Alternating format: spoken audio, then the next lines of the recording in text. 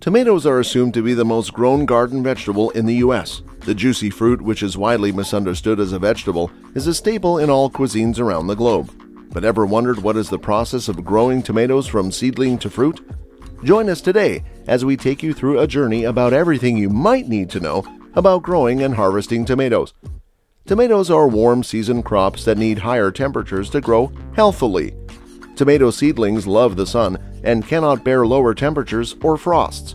The younger plants are exceptionally fragile and are grown from seedlings started indoors, which are later transplanted into the garden. Blossom drops can happen during spring if daytime temperatures are warm.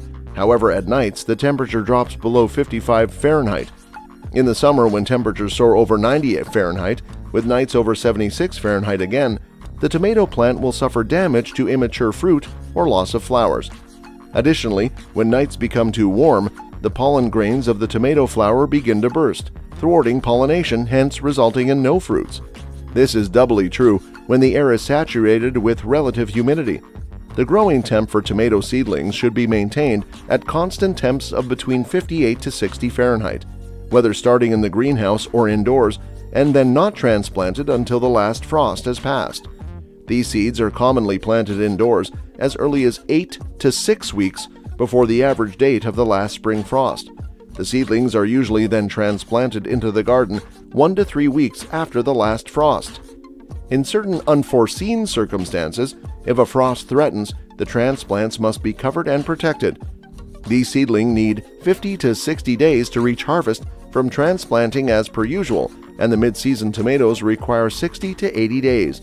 On the other hand, late-season tomatoes require 80 or more days. Due to this, it becomes crucial to ensure the soil is warm enough before planting the seedlings outdoors.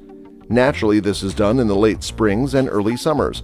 Fun fact, Zone 10 is the only place on the planet where tomatoes are a fall and winter crop. And did you know that the tomatoes that you might be enjoying from your sauce to your salads could actually be of different kinds? There are a few kinds of tomatoes, but let's take a look at the most common ones that are known. The bush and dwarf tomatoes. As the name suggests, these are tiny seedlings that grow only between 2 to 4 feet. These require very little space to grow and can bloom with just 2 to 3 square feet of soil. The vining tomatoes. These tomatoes, also known as the indeterminate tomatoes, can grow 6 feet tall or more. They require slightly more space and can be grown in 3 to 4 square feet of land. Factors such as the color, plant growth habit, the shape and size of tomato fruit are defining features that distinguish the different kind of tomatoes. The open pollinated varieties of these include Alicante and Moneymaker that have been around for years.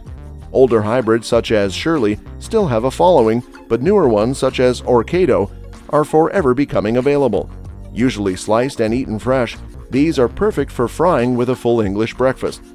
The cherry tomatoes are another famous kind which have slightly flattened to slightly oval and range from 25 to 35 millimeters in diameter. These are funniest eaten fresh and are almost like a candy to munch on. The cherry tomatoes also make the best salads. Varieties of these include Apero, Sakura, and Sun Gold. The next kind probably has the most interesting name. The cocktail tomatoes are an in-between tomato that is larger than the cherry type and smaller than the classic. Cocktail tomatoes are favored more by professional growers who supply them on the vine to supermarkets and greengrocers. Nevertheless, they are not completely unknown to amateur gardeners. The most common known kind is Tigerella. The beefsteak variety is similar to the classics, but slightly larger. They generally have a flattened shape, and depending on the variety, they can weigh around 200 grams to well over 1 kg. Some of the American heirlooms such as Brandywine and Prudence Purple are typical examples for this variety. These are tasty when eaten fresh and are wide enough to fill an entire sandwich with a single slice.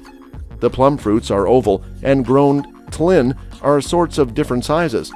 The smaller mini plums are similar to size in cherry tomatoes and are usually eaten fresh, either on their own or in salads. Larger plum-shaped varieties include Nova, available from Sea Spring Seeds. The flesh of this fruit is quite dry and mealy, which makes them the perfect tomato for using in sauces and ketchup, but not for eating fresh. The cylindrical fruits are elongated, but some in varieties it is hard to differentiate if they are a plum or cylindrical shape. Some famous varieties in this include Rosada and San Marzano type. The San Marzano is a staple in Italian cuisines, and these generally have a high dry matter content and are often processed into ketchup, paste, and sauces. A few unusual and uncommon varieties include currant, pears, sweet proper hearts, and lemons. But when do you know that these juicy tomatoes are ready to be plucked out? Tomatoes can also be classified by when they come to harvest. Early season harvests require 40 to 60 days to reach harvest from transplanting, whereas mid-season requires 60 to 80 days. The late season requires 80 or more days to reach harvest from transplanting. For a long harvest, plant early, mid-season, and late-season tomatoes at the same time in spring or early summer. Some tomatoes are picked green and ripened indoors. The mature green tomatoes are the ones that have reached their full size and are just beginning to turn color. These can be easily ripened on the kitchen counter indoors. Once the plant is big enough, the obvious next question is, when is the best time to pick a tomato? Once a tomato reaches a maximum size, the fruit becomes a darkish green. A change and a reddish-pink shade is observed on the fruit after this as it commences the ripening process.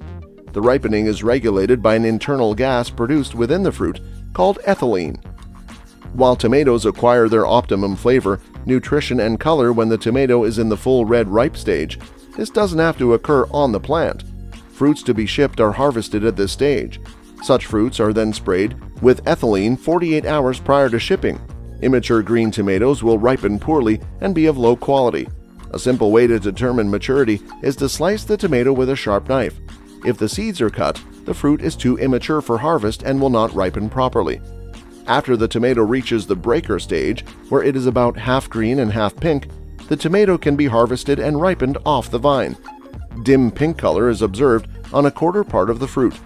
Fruits are harvested at this stage to ensure the best flavor, quality, or nutrition. Such fruit are less prone to damage during shipment and often fetch a higher price than less mature tomatoes. Once the breaker stage is over, the fruits are stiff and nearly the whole fruit turns reddish pink. Fruits for local sale are harvested at this stage. Finally, once the fruit is fully ripped and soft, it has a dark red color. Such fruits are used for processing. Tomatoes are usually harvested during early mornings or evenings. The fruits are harvested by a twisting motion of the hand to separate fruits from the stem. Machines such as harvesters, harvesting headers, combine harvesters, forage harvesters, pre-cleaners, harvest trolleys, tree shakers, tomatoes transplanters are also used to mechanically harvest the juicy tomatoes. Harvested fruit should be kept only in basket or crates and should be kept in shade. Since all the fruits do not mature at the same time, they are harvested at an interval of 4 days. Normally, there will be 7 to 11 harvests in a crop lifespan. Which leaves us with the final question: how much yield does a tomato field produce per hectare?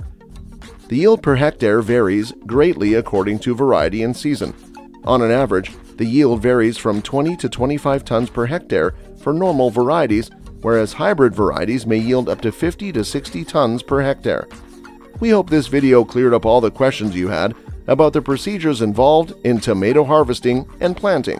If this video helped you out, make sure you hit the like button and subscribe to the channel so you never miss another update from us.